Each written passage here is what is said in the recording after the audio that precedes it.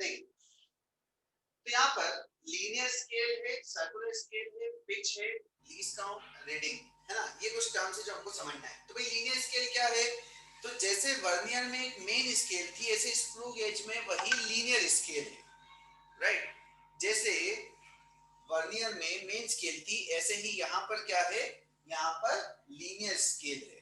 अच्छा, तो ये लीनियर स्केल तो बिल्कुल मेन स्केल की तरह हो गई, और उसके अलावा अब क्या आ गई, एक सर्कुलर स्केल आ गई।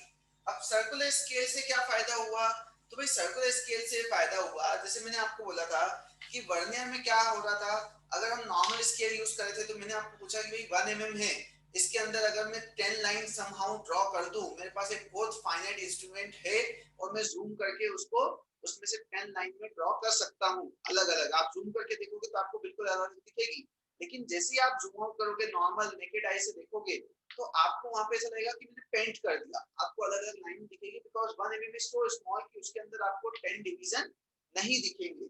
तो फिर हमने वर्नियर में क्या किया कि भाई हम गैप यूज करेंगे, मेन स्केल वर्नियर स्केल का जो एक डिवीजन है उसको थोड़ा सा गैप हमने रखा, और हमने बोला कि हम ये गैप यूज करेंगे, this gap will be the least count. अच्छा, अब इसको और ज्यादा डिवाइड किया जा सकता है क्या, बिल्कुल और ज्यादा डिवाइड किया जा सकता है, कैसे, with the help of circular scale. और सर्कुलर स्केल की ब्यूटी ये है कि आप जितना चाहो उतना इसका साइज बड़ा रख सकते हो, राइट। जैसे आप एक चीज समझो कि भाई ये है जो मुझे रोटेट करना है ना, ये वो बीच वाला पोर्शन जिसपे वो लीनियर स्केल चल रही थी ना, ये वो बीच वाला पोर्शन, और सर्कुलर स्केल में चाहूं तो इतनी बड़ी बना सकता हूं, इजंट इट। मुझे बस एक प्लेट लगानी है, इसमें मैं सर्कुलर स्केल इतनी बड़ी लगा सकता हूं। अब क्या होगा, यहाँ पर देखो, जैसे यहाँ पर अगर मैं देखने जाऊंगा तो कोई मुझे लगेगा कि यार ये डिवीजन थोड़े पास पास हो गए, है ना, ये डिवीजन थोड़े पास पास हो गए, समझ में नहीं आ रहा है। लेकिन यहाँ अगर मैं देख रहा हूँ तो मुझे क्या लग रहा है, यार अभी तो बीच में 3-4 डिवीजन और क्रिएट किए जा सकते हैं इजीली, सही है ना। यहाँ मैं इनके बीच में 3-4 डिवीजन क्रिएट करूंगा, मैं खुद ही नहीं पढ़ पाऊंगा ढंग से, लेकिन जैसे जैसे मैं दूर गया मुझे लग रहा है 3-4 डिवीजन क्रिएट किए जा सकते हैं इजीली।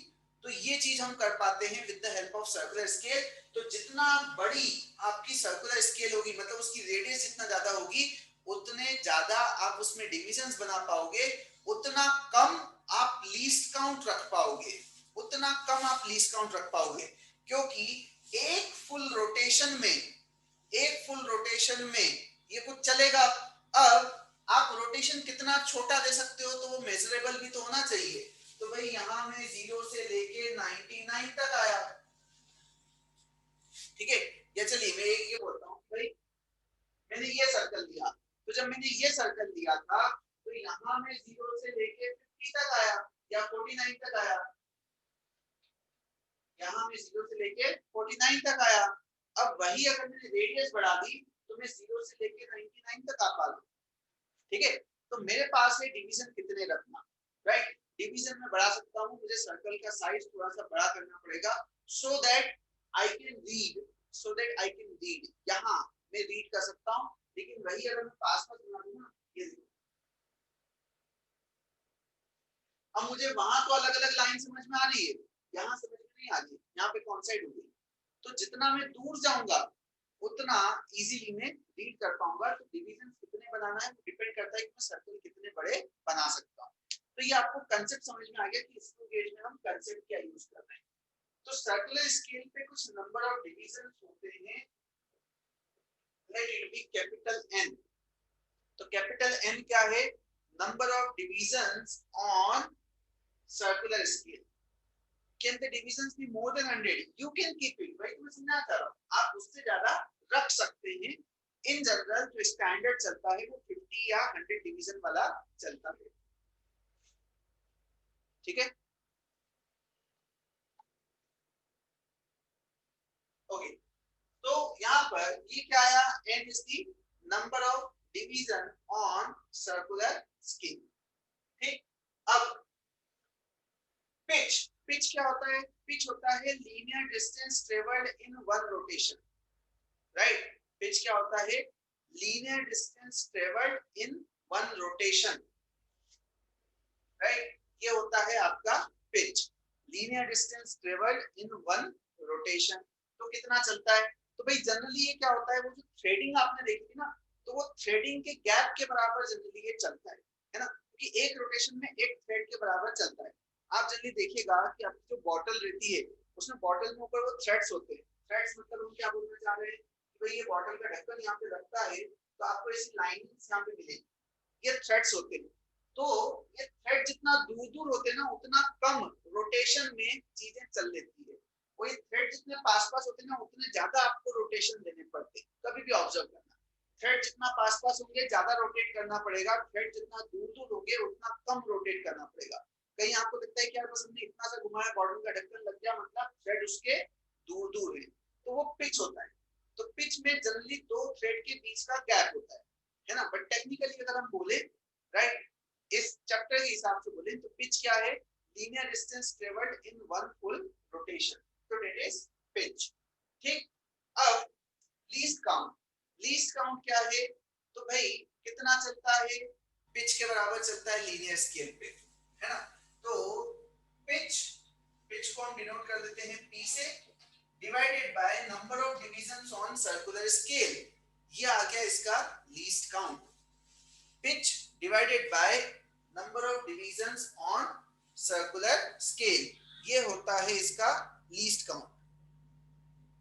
ठीक है क्या, ओके। तो ये आ गया लीस्ट काउंट। अब रीडिंग कैसे आएगी, तो भाई रीडिंग में होगा लीनियर स्केल रीडिंग, उधर मेन स्केल रीडिंग थी, यहाँ पर linear scale reading plus circular scale reading minus zero error, minus zero error. ठीक है, लीनियर स्केल रीडिंग क्या, तो जो डिवीजन आपको क्लियरली दिख रहा है जितना ये क्रॉस कर चुका है वो आपकी लीनियर स्केल रीडिंग हो जाएगी। जैसे वर्नियर में तो हमने क्या बोला था कि भाई जीरो और वर्नियर दो डिवीजन के बीच में लाई कर रहा है, तो छोटा वाला नंबर जो है उसमें से वो मेन स्केल रीडिंग था। यहाँ पर लीनियर स्केल रीडिंग में क्या होगा कि भाई ये लीनियर स्केल है, अब कुछ डिवीजन आपको दिख रहे हैं और फिर ये सर्कुलर स्केल आ गई, तो जो डिवीजन अंदर है वो तो दिखेगा ही नहीं, तो एक ही डिवीजन आपको दिख रहा है, तो 0 1 2 3 4, तो ये 4 क्या हो गया, लीनियर स्केल रीडिंग। ओके, तो लीनियर स्केल रीडिंग आ गई। सर्कुलर स्केल रीडिंग क्या होगी, least count into small n। Small n क्या है, nth division of the circular scale which is coinciding with linear scale, nth division of circular scale coincide with linear scale, तो ये आपका है circular scale reading. समझ में आया, ठीक।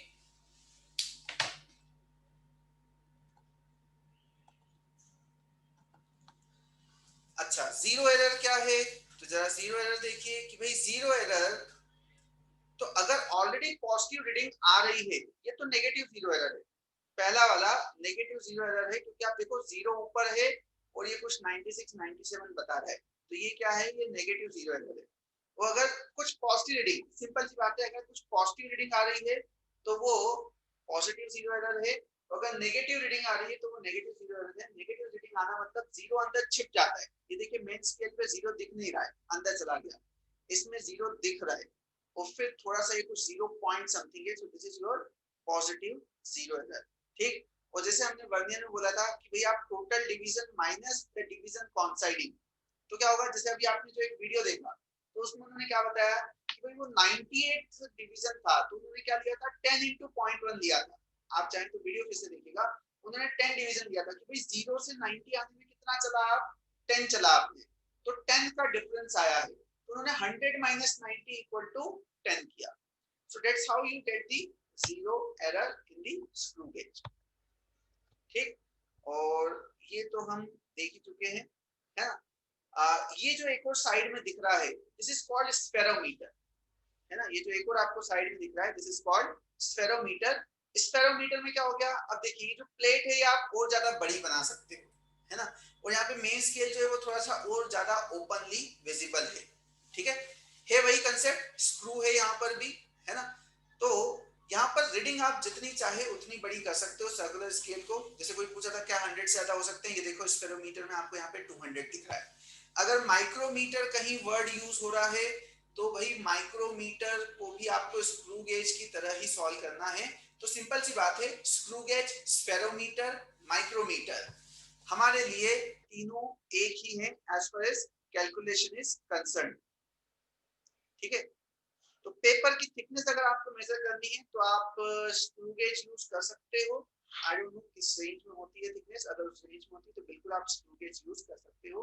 बट जनरली जो थिन वायर्स हैं उनको मेजर करने के लिए स्क्रू गेज यूज किया जाता है। ठीक, अच्छा एक इंपॉर्टेंट चीज जो पीछे दिख रहा है, रैचेट, है ना, ये रैचेट क्या है, जिसके थ्रू हम घुमाते हैं, है ना। आपने अगर ध्यान दिया हो तो जो फोर व्हीलर के पीछे जो पेट्रोल का जो ढक्कन होता है ना, उसको कभी आप घुमा के देखना या अब कभी ऑब्जर्व करना कहीं पेट्रोल में आप पेट्रोल आप भरवाएं गाड़ी में, तो क्या होता है जब उसको घुमाते हैं ना तो थोड़ी देर के बाद वो फ्री घूमने लगता है। तो यही रेचेट का कंसेप्ट है। आप इस रेचेट को घुमाएंगे ना तो ये स्क्रू आगे चलेगा, लेकिन जैसे ही वो टाइट हो जाएगा तो वो उस वायर को डिफॉर्म नहीं करता है, हल्का सा भी टाइट हुआ तो ये रेचेट फ्री घूमने लगता है। तो आपको समझ में आ जाता है कि भाई ये जो रीडिंग है ये फिट हो गई है। एक वर्ड उन्होंने बोला था बैकलैश एरर। बैकलैश एरर क्या होता है? बैकलैश एरर ये होता है कि अगर थ्रेड कट जाते हैं, है ना, थ्रेड अगर कट जाते हैं तो जब आप ढक्कन को घुमाते हैं, है ना, जैसे आप बॉटल के ढक्कन से सोचिए, कई बार क्या होता है हम ढक्कन को घुमाते हैं ना तो ढक्कन थोड़ा सा फ्री चलता है बीच में, क्योंकि कुछ थ्रेड्स जो है वो कट जाते हैं, तो ढक्कन जो है फ्री चलता है, मतलब हम आगे ले जाए या पीछे ले जाए कुछ ज्यादा फर्क नहीं पड़ता। तो थ्रेडिंग अगर कट जाती है तो वो प्रॉपरली आगे बढ़ता नहीं है, क्योंकि प्रॉपरली आगे बढ़ता नहीं तो इसको हम बैकलैश एरर बोलते हैं कि भाई आप आगे जितना ले गए थे, जब आप रिवर्स घुमाते हैं तो कुछ मिसमैच हो जाता है, वो उतनी पीछे नहीं आता। तो इसको ओवरकम करने का क्या तरीका है कि अगर आपके पास कोई ऑप्शन नहीं है, भाई यही इंस्ट्रूमेंट यूज करना है, नया खरीद के नहीं लाना है, तो जनरली एक बार पीछे लेने के बाद आप उसे एक ही डायरेक्शन में घुमाते हैं, बार बार उसे आगे पीछे नहीं करते हैं, so that there is no backlash error. हाँ जी, तो बड़ा ही स्ट्रेट फॉरवर्ड क्वेश्चन है ये, राइट। मेन स्केल रीडिंग आपको 0 दी हुई है, स्मॉल एन दिया हुआ है 52, 1 mm correspond to 100 division on circular scale, तो आपको लीस्ट काउंट दे दिया है, and diameter of the wire above from the above data is. चलिए, तो क्या करेंगे यहाँ पर? अच्छा मुझे बताइए कि क्या मैं ये बोल सकता हूँ कि पिच 1 mm है? बताइए, क्या मैं ये बोल सकता हूँ कि पिच 1 mm है? नहीं, नॉट नेसेसरीली। क्यों? क्योंकि भाई उन्होंने ये नहीं बोला कि सर्कुलर स्केल पे 100 डिवीजन है, उन्होंने बोला कि सर्कुलर के 100 डिवीजन 1 mm के बराबर है। क्या बोला उन्होंने? सर्कुलर के 100 डिवीजन 1 mm के बराबर है, उन्होंने ये नहीं बोला कि सर्कुलर स्केल पे 100 डिवीजन है। ठीक, तो मुझे क्या करना है, मुझे यूनिटरी मेथड यूज करनी है, राइट। मुझे क्या करना है, यूनिटरी मेथड यूज करनी है। ठीक, कि भाई 100 डिवीजन में चलता है 1 mm, तो 52 डिवीजन में चलेगा 1/100 इंटू 52 mm। ठीक है, तो ये आ गई मेरे पास सर्कुलर स्केल रीडिंग कितनी, 0.52 mm। मेन स्केल रीडिंग क्या है, 0, और 0 एरर की बात नहीं हुई है, मतलब simply the reading is 0.52 mm। ठीक, अब क्योंकि यहाँ पर आंसर सेंटीमीटर में दिया है तो सेंटीमीटर में आंसर दिया है, इसलिए हम इसे लिखेंगे 0.052 सेंटीमीटर। ठीक, चलिए ये आंसर आ गया। एक और क्वेश्चन आप सीखे यहाँ पर, बड़ा ही इंपॉर्टेंट है, इसमें डेटा थोड़ा सा डिफरेंटली दिया हुआ है।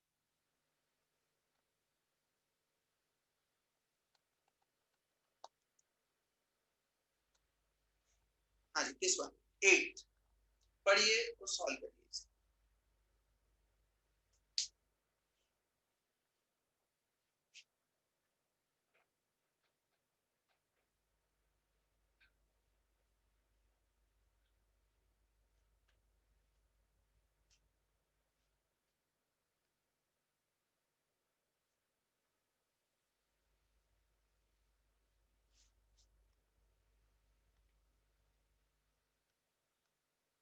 they are saying the circular scale of micrometer has 200 division. यहाँ उन्होंने बोला है कि भाई कैपिटल N जो है वो 200 है, पिच है 2 mm, राइट?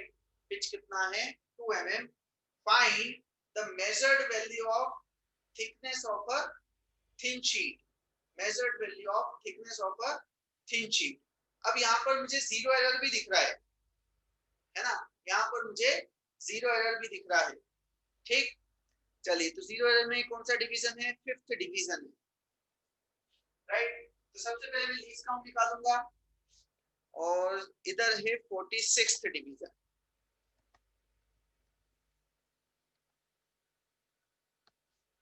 चलिए, तो आपने क्वेश्चन पढ़ लिया, मतलब डेटा इज डिफरेंट, है ना? आप देखिए यहाँ पर क्या करेंगे। सबसे पहले तो निकालूंगा लीस्ट काउंट।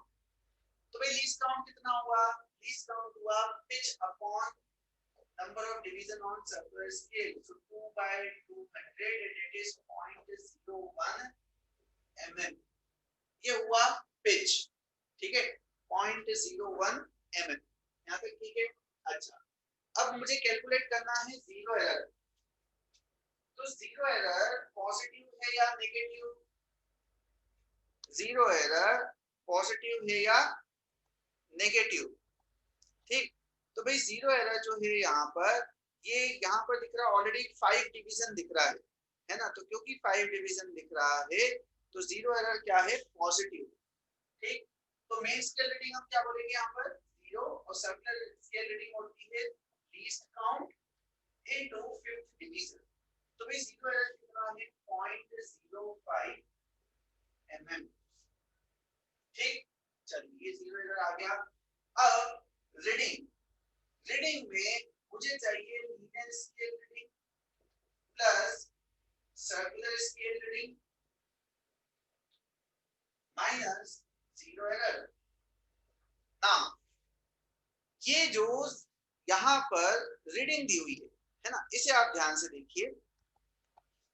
भाई ये जो रीडिंग दी हुई है ना, तो क्या आंसर 3 पॉइंट समथिंग होना चाहिए? क्या आंसर 3 पॉइंट समथिंग होना चाहिए क्या? बताइए।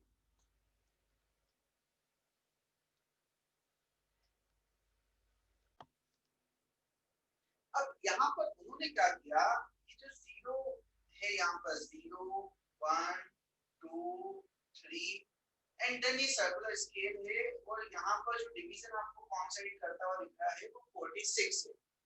अब एक आता है दिमाग में कि भाई ये 3 पॉइंट समथिंग होना चाहिए। क्या आ रहा है दिमाग में? ये 3 पॉइंट समथिंग होना चाहिए। लेकिन आप ये ध्यान रखिए कि अगर उन्होंने पिच नहीं दिया होता, है ना, या पिच अगर 1 mm दिया होता, तो जनरली क्या होता है, ये जो दो डिवीजन के बीच का गैप होता है ना, अगर कुछ स्पेशली मेंशन नहीं है तो ये जो दो डिवीजन के बीच का गैप होता है, कॉन्सेक्यूटिव डिवीजन के बीच का गैप, उसे आप क्या मानते हो? पिच मानते हो। तो ये जो रीडिंग है ये mm नहीं है, ये रीडिंग डिवीजन से, ये रीडिंग रोटेशन से, कि भाई ये 0, ये 1 रोटेशन, ये 2 रोटेशन, ये 3 रोटेशन, ठीक है? तो ऐसे आपको काफी क्वेश्चंस मिलेंगे, तो उसमें आपको क्या करना है, आपको ध्यान रखना है कि यहाँ पर लीनियर स्केल रीडिंग क्या हुई? तो लीनियर स्केल रीडिंग हुई 3 into पिच, 3 into पिच, इधर आएगा least count into n minus zero error, ठीक है? सो 3 into पिच, पिच कितना है भाई? 2 mm, लीस्ट काउंट कितना है? 0.01 mm into 46 minus zero error कितना है भाई? 0.05 mm, ठीक है? तो यहां से आंसर क्या आता है? आंसर आता है 6.41 mm। क्या आंसर आता है? 6.41 mm। Any doubt in this? है ना, थोड़ा सा डिफरेंट है। आप ये समझिए कि अगर आपको दो डिवीजन दिए हुए हैं तो आपको उसे पिच के बराबर लेना है, राइट? जैसे आप ये एक क्वेश्चन और देखिए तो आपका डाउट जो है वो क्लियर हो जाएगा। जैसे मैंने क्वेश्चन लिया फिफ्थ, अब फिफ्थ में देखिए इन्होंने क्या लिखा है, main scale reading is 2, they have not said it is 2 mm, they have said the main scale reading is 2.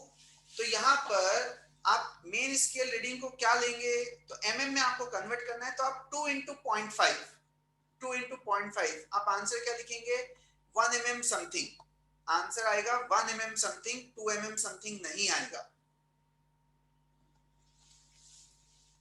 ठीक।